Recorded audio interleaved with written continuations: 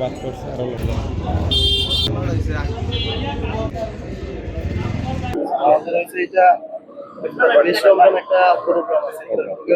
উপস্থিত থাকবো ইনশাআল্লাহ।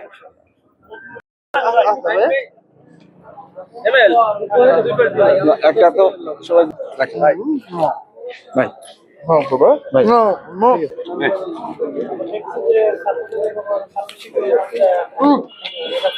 আচ্ছা নেন সবাই দিয়ে দে একটা নেন সবাই দিয়ে দে।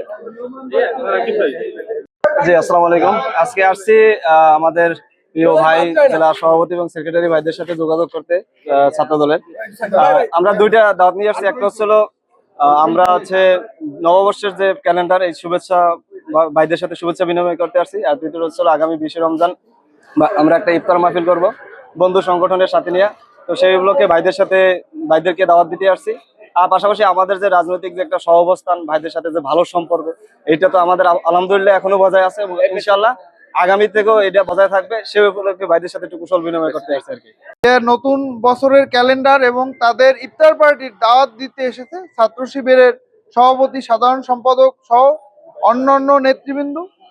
তাদেরকে আমরা সাধুবাদ জানাই এবং আমরা অবশ্যই এই দাওয়াত তাদের গ্রহণ করলাম। আমাদের দেশনেত্রী, আমাদের আপসীন নেত্রী দেশনেত্রী বেগম খালেদা জিয়া একটি ইফতার পার্টিতে বলছিল, রাজনীতির প্রতিযোগিতা থাকবে কিন্তু প্রতিহিংসা থাকবে না, একজনের মুখ আরেকজনের দেখবো না, এটা কোনো রাজনীতি না।